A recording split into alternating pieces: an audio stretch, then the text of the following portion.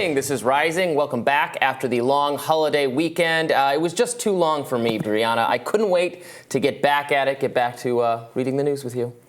As much as I enjoy your company, Robby, I am so happy to have an extended 3-day weekend. I'm excited to see there's efforts to extend permanent 3-day weekends in at least one state in the United States ongoing right now. I hope they're successful and it spreads all across the country. And I'm very thankful for our forefathers for fighting for the labor gains that we have gotten so that we have any weekends at all. We're getting into our argument very early today. This is a record. First 30 seconds.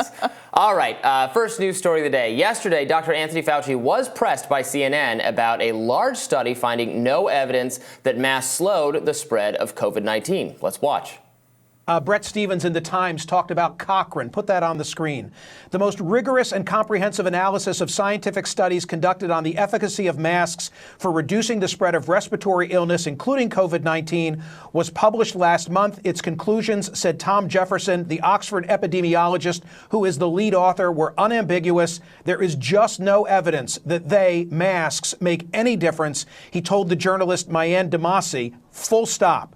But wait, hold on. What about the N95 masks as opposed to the lower quality surgical or cloth masks? Makes no difference. None of it, he said. Well, what about the studies that initially persuaded policymakers to impose mask mandates? They were convinced by non-randomized studies, flawed observational studies. How do we get beyond that finding of that particular review? Yeah, but there are other studies, Michael, that show at an individual level for individual. When you're talking about the effect on the epidemic or the pandemic as a whole, the data are less strong. Now, Senator Rand Paul weighed in on this exchange. He tweeted, Fauci admits that masks don't work for the public at large, but still absurdly claims masks work on an individual basis. More subterfuge. Meanwhile, internet sleuths wasted no time in digging up this interview of Dr. Fauci's from back in the earliest days of the pandemic. Right now, people should not be walking. There's no reason to be walking around with a mask. When you're in the middle of an outbreak, wearing a mask might make people feel a little bit better, and it might even block a droplet, but it's not providing the perfect protection that people think that it is. And often there are unintended consequences. People keep fiddling with the mask and they keep touching their face. And can you get some schmutz sort of staying inside there? Of course. But when you think masks, you should think of healthcare providers needing them and people who are ill. And of course, Fauci isn't the only one who's found themselves caught making the masking seesaw. It's likely to spread around the entire world. A lot of people are going to get it. Potentially most of the world's population are going to get it, which sounds terrible. But most of the people who get coronavirus will not die from it. Okay. It's got about a 2% fatality rate. And the way that we all need to deal with it, although it is a new threat, we've never seen this virus before, it's actually very old-fashioned ways of protecting ourselves. You do all the things that you do to protect yourself from getting a cold or from getting the flu. We don't have to do anything outrageous. We don't need to change our lives drastically at an individual level. You just need to be more vigilant about washing your hands, make sure you don't develop patterns where you don't touch your face. That's the way that we tend to give ourselves colds and the flu. So at an individual level, there's no reason to panic, but it's a serious thing. I saw somewhere they said don't sneeze or cough on people. I go, were we doing that? Exactly. Were people doing that? New Year's resolution? Like, I gotta stop coughing on people. I really, not getting invited back to parties. But yeah. I've seen a lot of the masks around the city. Is that That's probably not a thing. I mean, you're seeing it, but it's probably not that smart. The Surgeon General actually put out a statement which was like, you guys, stop buying masks. Oh, yeah, I saw that. If you are sick, if you have respiratory symptoms, people are wearing a mask in that circumstance because you're trying to avoid giving it to other people. Gotcha. But in terms of being a healthy person and trying to avoid getting infected, that's probably not that rational.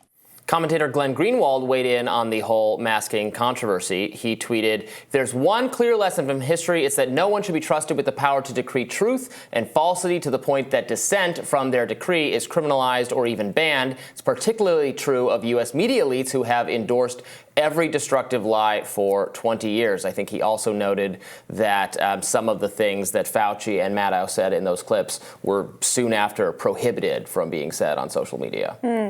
Now, the Cochrane Institute behind the mask study in question came out in the spring of this year and actually released a statement reading, quote, "Many commentators have claimed that a recently updated Cochrane review shows that masks don't work, which is an inaccurate and misleading interpretation. Given the limitations in the primary evidence, the review is not able to address the question of whether mask wearing itself reduces people's risk of contracting or spreading respiratory viruses." So what do you, I want to get to the fact of the authors of the study that's being cited for the proposition that masks don't work, in fact, disagreeing with the reading of the study. But first, just this issue of both Fauci's early 2020 statement and Rachel Maddow's early 2020 statements that we just played. My understanding was we all agreed here on this program, and the public consensus was that they took that stance not because of the perceived efficacy of masks, but because they were very actively trying to prevent a run on the bank, as it were, and that they believed that masks, there was a shortage of them. There were these supply chain issues. Medical professionals needed them more than lay people who were being encouraged simply to social distance and stay home, and that they were actively, purposefully misleading the public in order to preserve masks for the people who they felt needed them more. Not because they did not believe in the efficacy of masks. In fact, because they do believe in the efficacy of masks and that those masks should be preserved for use by health professionals. I mean, if that is what a lot of people think is what Fauci was doing there, even so, I don't think that's very positive. I mean, then he's just admitting that he lied. No, I agree. That's what's so confusing to me about all of the debates about masking. If you're mad at that, which I am, because I believe that masks work on an individual level, and we can get into that in a second, I am frustrated that public health officials would mislead us, would lie to us about the efficacy of masks instead of just being straight with us about the fact that we should try to not hoard them. The same way that they tell us openly, we'll try not to hoard toilet paper or a hand sanitizer, or the store will put limits on how many you are going to buy. I would much prefer that kind of a transparent approach than lying about masks. Is what we now have is there's now 3 years later trickle-down effect where people don't know what to believe because they have actively misrepresented people in the past. But if you were someone who doesn't believe that masks work, I don't understand why you would point to those particular clips as evidence of what? Because what they're actually arguing there is that masks work so well that they should be keeping them for health professionals, which is completely consistent with the later view that masks what work. Rachel Maddow said in that clip, which then again immediately gets thrown out the window because then all public-facing liberal media and Democrats switch to wear masks all time. It's really good. What she says there, which is accurate, is that look, if you're ill, if you're sick, if you're coughing and sneezing, you wearing a mask is a good idea. And that's still true. Yeah, absolutely. Like, if you have to go out for some reason and you're sick with COVID, yeah, put on a mask. Sure. That's still a good idea. There's a lot of question so that you don't spread the particles. So masks have an ability to stop particles from spreading? So that's why the claim that Cochrane pushes back on the claim that masks don't work at all. But what is true, and what the Cochrane review shows, is that 3 years into this pandemic, we don't have the really robust evidence we'd like to see that masks did a lot of good to stop the spread of the pandemic at a societal level. We have not turned up that research. And in fact, we found that the masks that most people were wearing for most of the pandemic, the ones that all the experts recommended, really don't do very much at all. There's now a debate about whether the really high quality masks, if they're worn perfectly by expert people, maybe they are blocking some significant amount of droplets or respiratory particles. Again, I don't know that that's really been borne out so definitively by studies. There are some studies suggesting that, so I think that's a potential finding out there. I think it's at the level of people do their own research and should make what decisions they want. I don't think we've found no reason to believe that toddlers wearing cloth masks in schools are going to lower the incident of COVID whatsoever. Given that there's so much nuance in this conversation and that there's so many studies that have shown positive indications that using a whole host of what they call NPIs, non-pharmaceutical interventions, which include both masking, social distancing, good ventilation, things like that, in tandem do in fact have a positive effect on the spread of the virus, or limiting the spread of the virus.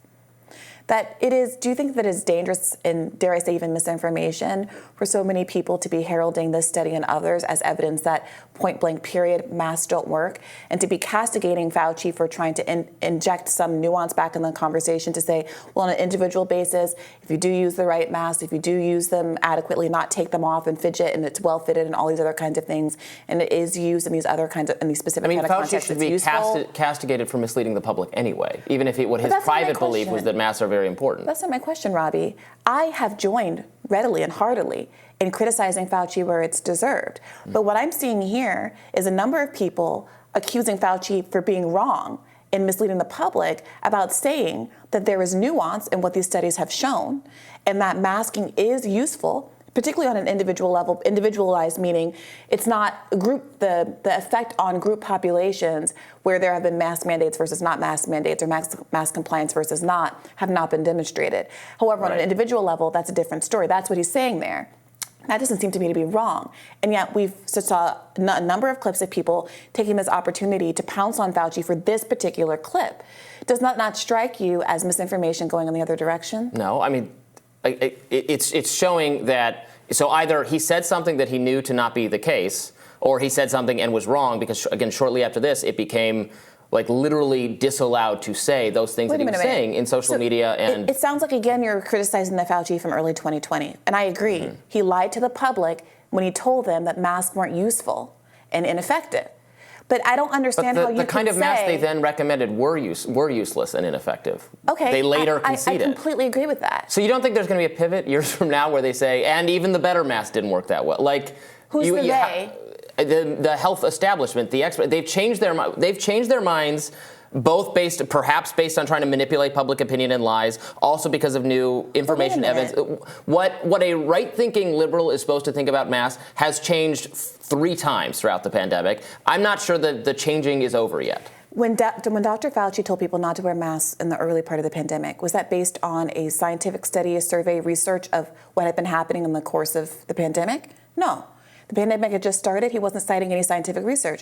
So if you're asking me, do I trust Anthony Fauci, who, by the way, is no longer employed by the federal government, implicitly? No, I do not. But the question here is whether Fauci is accurately articulating the results of a scientific study. I do think that all we have is a bunch of scientific studies that we should all compare to each other and vet and scrutinize closely. Right. But that will continue to come out over the course of the next couple of years. Sure. And that might change based on different scientific criteria, evaluation criteria, and we just all have to figure out what's going on. That's absolutely what I expect. And based on this study and this other study out of the Royal Society report that just came out earlier this month, or last month as well, they seem to not be saying what so many of these conservative and libertarian critics are saying. Take Fauci out of it. They're saying masks don't work. That is not what these studies are saying. For example, this recent Royal Society report concluded masks aren't a panacea, that's for sure. But they said they reviewed evidence gathered during the pandemic for 6 groups of NPI, non-pharmaceutical interventions, so mask, social distancing, et cetera, and their effectiveness in reducing transmission. These included mask and face covering, social distancing, lockdowns, test, trace, and isolate, travel restrictions, controls across international borders, environmental controls, and communications. When assessed individually, there was positive, if limited, evidence of transmission reduction for many of the NPIs used in the pandemic. However, evidence of positive effect was clear when countries used combinations of NPIs. Okay, so it's not a panacea. Wearing a mask is not going to prevent you completely from getting COVID. But it's the obvious contradiction in the analysis from you, I got to say, is obvious. You're going to say wearing a mask outside to prevent you from spreading COVID to others is useful. Yes. But not the other. It has absolutely no effect in transmission the other way around. Routinely masking healthy people does not have a large enough social benefit. But that is not the question. That is the question. That's the question for if you're going to mandate masks on people. Right. If you're going to mandate masks. Well, that's all we're trying to stave off. I don't care what people do on their own. About mandates. Sure we are. Their mandates got struck down by the Supreme Court last summer. We're not having a conversation about mandates. We're Mask not. mandates? No, the vaccine mandates got struck down. Sorry, you're right. The vaccine mandates did get struck down. I mean, on a national level, no, but here's the only point I'm trying to make, Robby. If I'm in a if I were if it might stop a droplet somewhere, okay. I understand that that's the limited use of a mask. If I turn a fire hose on somebody's face wearing a mask, obviously their face is going to get wet. And that's what Fauci and these studies are saying, that these kind of interventions are most useful early in the pandemic when the viral content in the air is relatively low. Once it starts to get high to a certain point, because of the failure rate of the mask, if there's too much of it in the air, eventually it's going to get through. In the air? Eventually it's going to, in high concentrated areas, which is why a lot of people have been talking about nursing homes, hospitals, those kind of areas. It might make more sense to continue to have mask mandates hospitals as opposed have to other sick people in them. They have a disproportionately large amount of sick people in them. Exactly. So there's going to be more viral load in the air. Yes. 100%. That is exactly the whole point. In addition, you might also point to other kinds of areas where there's just a lot of people in a very small, unventilated, controlled space where you might want to have similar conversations about the efficacy of masks. But it is context dependent, the same way that wearing a mask when you're sick, the idea is you have such an obviously high viral load yourself because you have COVID, that even if some of it gets out, it is useful to the population to be able to keep the bulk of it in. And but that would be. But I'm fine with that intervention. That's not controversial. That intervention is on sick people. That's fine. But we're trying to avoid, because there is not sufficiently robust evidence to state that requiring masks on the population at large has a discernible effect on the trajectory of the pandemic. And that's all we're trying to prevent. And these studies say they acknowledge that. But they do this, at least this study in particular, acknowledges that using all of these things in tandem do have an effect on the spread of the pandemic, especially in the early stages of it. So but we don't. That could be the ventilation doing the heavy lifting. That sure, could be, and we should have all of those things in effect if you want to limit the spread of the pandemic. This is what this evidence shows. So I would want to make it very clear to people who are watching that if you are sick, if you are particularly vulnerable, you shouldn't take any of these proclamations by people like, Rand Paul, who are declaring wrongly, falsely, out of step with every scientific recommendation and study that the masks fundamentally don't work.